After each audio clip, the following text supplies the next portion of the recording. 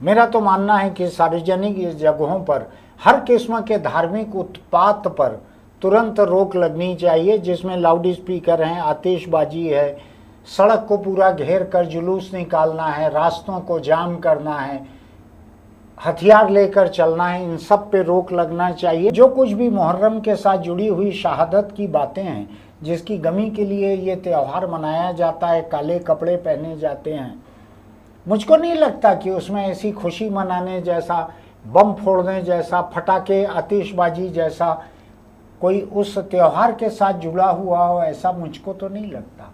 मैं हैरान परेशान हूँ। मुझको लगता है कि मध्य प्रदेश हाईकोर्ट जो है वो भी चाहे तो इसका नोटिस ले सकता है। छत्तीसगढ़ हाईकोर्ट ने चाहे जो सोचकर इस पे रोक लगाई है, मुझको लगता है कि त्योहारों को लेके सार्वजनिक जनजीवन की सुविधा और सुरक्षा, इसको लेकर बात होनी चाहिए। और अदालतों को भी गौर करना चाहिए कि आप धर्म को और कितना आतंक फैलाने की इजाज़त देंगे।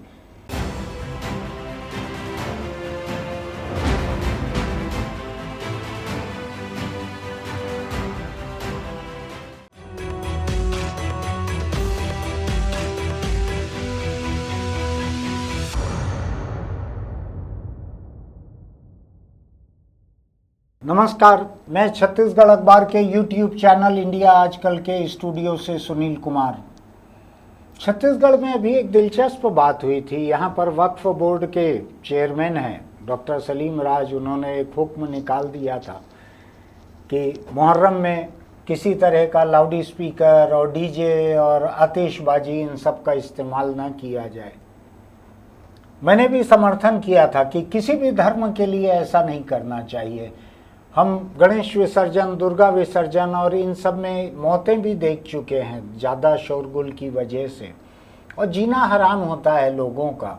तो नहीं होना चाहिए धार्मिक शोरगुल। इसलिए नहीं होना चाहिए कि जिस वक्त भीड़ के बीच में शोरगुल हो रहा है तो लोग रोक नहीं सकते उसको। कितनी भी पुलिस जाके 10,000 20,000 लोग जो एक धार्मिक उन्माद में हैं उसको रोक नहीं सकते। लेकिन छत्तीसगढ़ हाईकोर्ट ने डॉक्टर सलीम राज के इस आदेश पर या निर्देश पर रोक लगा दी है। मैं अभी उस पर जाना नहीं चाहता।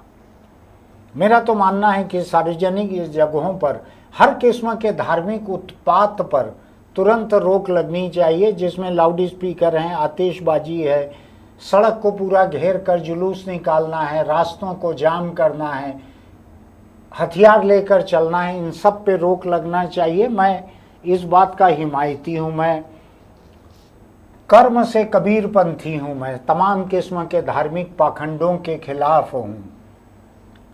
हालांकि कबीरपंथियों के बीच में शव को दफन करने की बात चलती है। मैं वहाँ आखिर में जाकर कबीरपंथी नहीं रह पाऊँगा, क्योंकि मेडिकल कॉलेज चले जाऊँगा जब नहीं रहूँगा तब।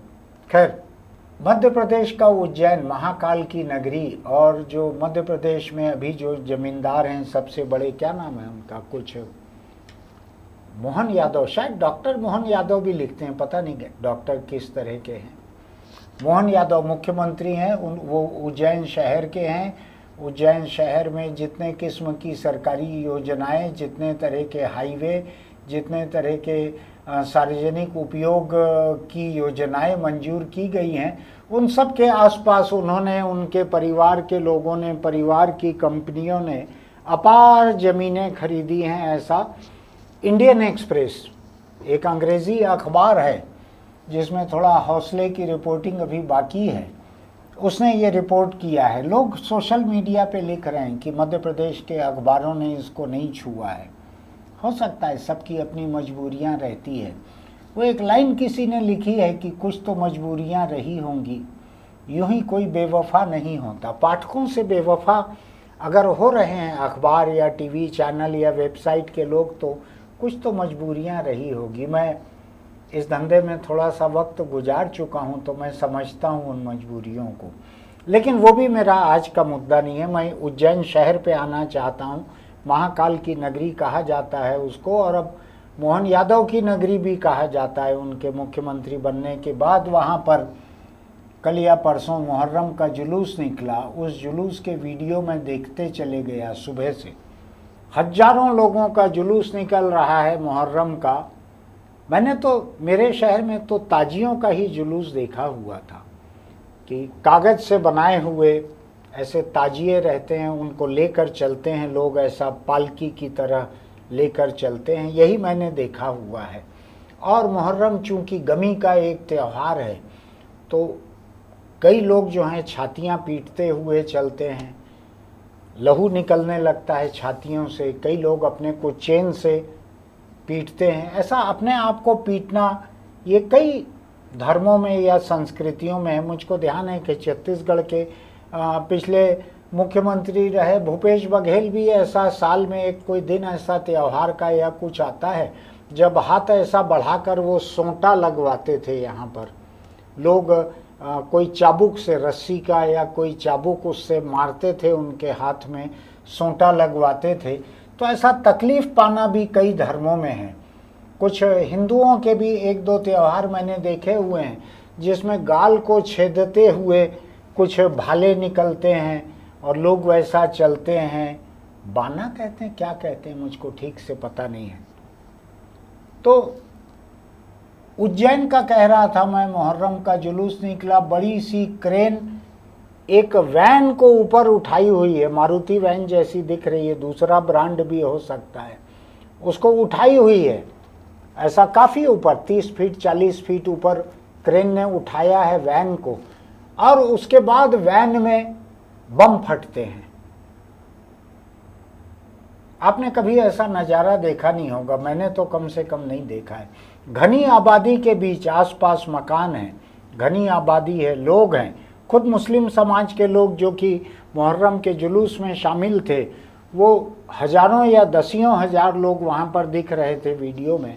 उनके बीच में ऐसी वैन को ऊपर ले जाना, आसमान पे उसको बम फोड़ देना उसमें, और कोई छोटा मोटा फटाका नहीं था, बहुत बड़ा बम कोई लगाया गया था।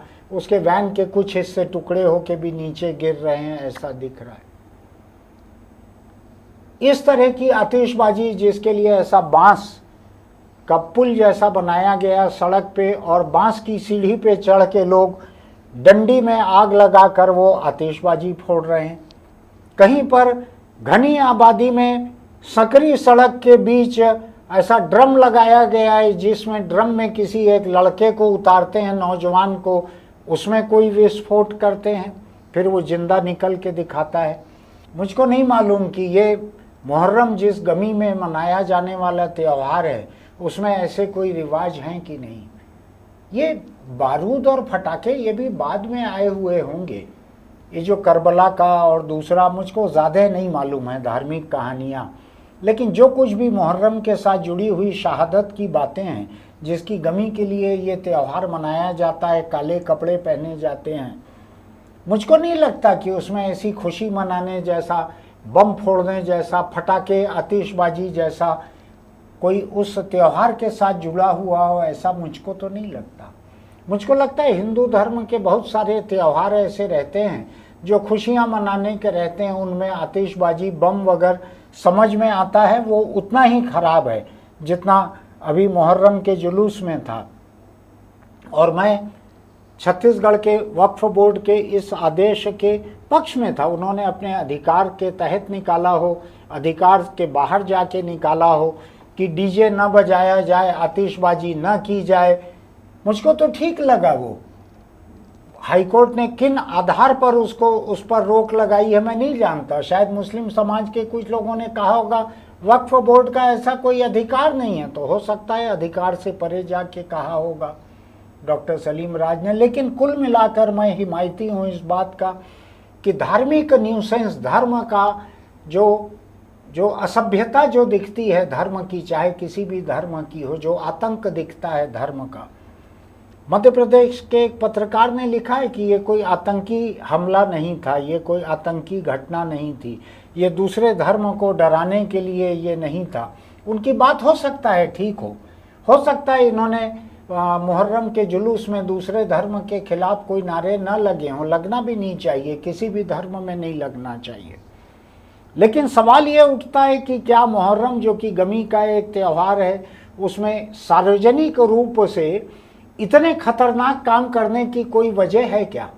ये कौन सी बात है कि आप क्रेन में एक वैन को ऊपर ले जाओ, उसके बाद उसको फोड़ दो बम से, उसके बाद नीचे लेके आओ, फिर उसके ऊपर चढ़ जाएंगे लोग झंडे लेके, जो भी धार्मिक झंडे होंगे, फिर उसको ऊपर उठाया जाएगा क्रेन को। क्या हो रहा है ये क्या हो रहा है? ये मध्य प्रदेश में एक धर्म की नगरी है उज्जैन, मुख्यमंत्री का अपना शहर है। मैं थोड़ा हैरान हूँ, क्रेन को, इतनी बड़ी क्रेन को तो कोई स्कूटर की डिक्की में लेके या जेब में लेके तो नहीं चले गए होंगे। जहां मुहर्रम का जुलूस निकलना है, इतनी बड़ी क्रेन चले कैसे गई? वहां पे क्या कर रही थी पुलिस वहां की? क्रेन का वहां पे इतनी भीड़ के बीच में क्या काम था? कहां से आ गई? ऐसी वैन कहां से आ गई? ऐसी वैन को आसमान पे उठाकर और वहां उसमें बम फोड़ा जा रहा है। उसमें अगर लोग मर जाते तो जिम्मेदार कौन रहता? करने वाले लोग भी रहते, पुलिस भी रहती। तो मैं थोड़ा हैरान हूं कि पुलिस ने इन सब को रोका क्यों नहीं समय रहते हुए? पुलिस को ये समझ में क्यों नहीं आया कि क्या होने जा रहा है? जहां घनी बस्ती है, सकरी सड़कें हैं, अगल बगल मकानों में लोग खड़े होकर देख रहे हैं, वहां पे आप दुनिया भर का बम बारूद का काम कर रहे हो, आतिशबाजी का काम कर रहे हो। मुझको लगता है कि मुस्लिम समाज के बीच में क्रेन चलाने वाले बहुत सारे लोग होंगे, आतिशबाजी करने वाले बहुत सारे लोग होंगे। ये वैन भी हो सकता है कबाड़ से लाई गई होगी, कबाड़ी भी बहुत सारे रहते हैं मुस्लिम समाज में। कम शिक्षा से करने वाले जितने काम रहते हैं उसमें मुस्लिम समाज के लोग बड़ी संख्या में शामिल रहते हैं, क्योंकि पढ़े लिखे कम रहते हैं। तो ऐसे लोग, उनके पास जो चीज़ है क्या सबका इस्तेमाल करेंगे? क्या वो लोग डायनामाइट लगाते हैं कहीं खदान को तोड़ने के लिए? कहीं बोर हो रहा है, पानी नहीं निकल रहा है, तो उसमें भी बारूद बत्ती लगाने के लिए बुलाया जाता है, उसमें भी बहुत सारे मुस्लिम हैं। तो क्या बारूद बत्ती लगा के डायनामाइट लगाना बचा है अब जितना हुआ है उसके बाद में? ये किस तरह का उत्पात हो रहा है? इससे किस धर्म का सम्मान बढ़ता है? मैं तकरीबन हर धर्म के बारे में जब कभी कोई आडंबर, हिंसा, आतंक, अराजकता दिखती है, हथियार लिए हुए लोग दिखते हैं, तो मैं कहता हूँ उसके बारे में। मैं कोई मुस्लिमों के खिलाफ नहीं हूँ, हिंदुओं के खिलाफ नहीं हूँ, मैं सारे धर्मों से एक बराबरी की दूरी रखता हूँ, क्योंकि उतने खतरे के करीब जाना मैं नहीं चाहता। मैं लगे हाथों एक और धर्म की बात करना चाहता हूँ, जिस धर्म की मैं सबसे अधिक तारीफ करता हूँ समाज सेवा के लिए, सिखों की। अभी हिंदुस्तान के उत्तराखंड में कुछ निहंग गए हुए थे पंजाब से। निहंग धार्मिक अनुशासन को कुछ अधिक हद तक मानने वाले लोग रहते हैं, कुछ अलग तरह के नीले या ऐसे पोशाक में रहते हैं। ये गए हुए थे वहाँ पे, उधर उत्तराखंड में और हिमाचल वगैरह में, इन इलाकों में बड़े तीर्थ स्थान हैं सिखों के। तो वहाँ गए हुए थे और वहाँ इनका कुछ झगड़ा हो गया, किसी स्थानीय गुरुद्वारे से झगड़ा हो गया। इन्होंने छत पे पहुँच के अपने आप को बंद कर लिया, कई तरह का बवाल हो रहा है। उधर पंजाब सरकार जो है कुछ कह रही है, इधर उत्तराखंड में कोई इनके खिलाफ जुर्म दर्ज हो गया है। कहीं बस स्टैंड पे झगड़ा हो गया था तो निहंगों ने तलवार निकाल ली, कुछ किया। मेरा ये कहना है कि जो धर्म पूरी दुनिया में समाज सेवा के लिए, किसी भी प्राकृतिक आपदा में सबसे अधिक मदद करने के लिए वाहवाही पाता है, जिसके बारे में मैं कहते रहता हूँ कि स्वर्ण मंदिर में बिना जात धर्म पूछे हुए सबको एक बराबरी से लंगर चखाया जाता है, सबका पेट भरा जाता है, जहाँ पे लाखों लोगों का हर दिन, उस धर्म के नाम पे अगर कुछ लोग इस तरह का उत्पात कर रहे हैं कि वहाँ जाके तलवार निकाल ले रहे हैं किसी बस और टैक्सी के झगड़े में, किसी गुरुद्वारे में जाकर, या गुरुद्वारे की कोई दूसरी इमारत है उसमें जाकर छत पे अपने आप को बंद कर ले रहे हैं, कोई शोभा नहीं देता ये। इससे किसी धर्म का सम्मान नहीं बढ़ता। जो भी लोग होंगे उनके लिए जिम्मेदार, जो इनको निहंग बनाते हैं, मानते हैं, उनको देखना चाहिए, सोचना चाहिए कि उनके धर्म का सम्मान कम होता है ऐसी हरकतों से। ये आपको ठीक लगता है कि एक मस्जिद जिसके ऊपर जितने हरे झंडे नहीं लगे हैं उससे 100 गुना अधिक केसरिया भगवे झंडे लेके लोग चढ़ जाएं उसके ऊपर, आपको ठीक लगता है?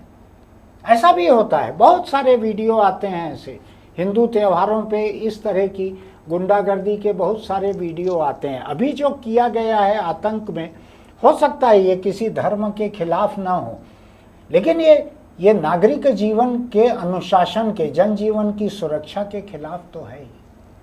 मैं हैरान हूं कि मध्य प्रदेश में सरकार ने, उज्जैन के अफसरों ने इसको कैसे इजाज़त दी है। क्यों उन अफसरों को वहां से नहीं हटा देना चाहिए जिनको समय रहते ऐसी चीज़ों की खबर नहीं लगी, जिन्होंने ऐसा होने दी। उसके बाद उन्होंने 3 मवाली किस्म के दिखने वाले लड़कों को पकड़ा है, और पहलवान जैसे वो लड़के जो हैं उनको पकड़ के पुलिस ले जा रही है। इसका वीडियो आ रहा है, उससे क्या होता है? आपने जनजीवन को कितने बड़े खतरे में डाला था पता है? वो वैन अगर ऐसी फटती और उसके साथ ही क्रेन से गिर जाती तो क्या होता? कितने लोग दब के मर सकते थे? क्या आप इसी बात के लिए वहां पे एसपी और कलेक्टर हैं? मैं हैरान हूं इस बात को लेकर। संवेदनशील जगह है, हिंदुओं का बहुत बड़ा तीर्थ है महाकाल उज्जैन, वहां पे इस तरह की घटना हो रही है। इसका मतलब है कि इन्होंने मुहर्रम के दिन सावधानी जरा भी नहीं बरती। ये तो गनीमत है कि मुस्लिमों की ये भीड़ जो है इसमें हिंदुओं के खिलाफ कोई नारे नहीं लगे, वरना ये जितनी बेकाबू ये भीड़ थी, अगर इसमें कोई ऐसी बात हो जाती तो क्या होता।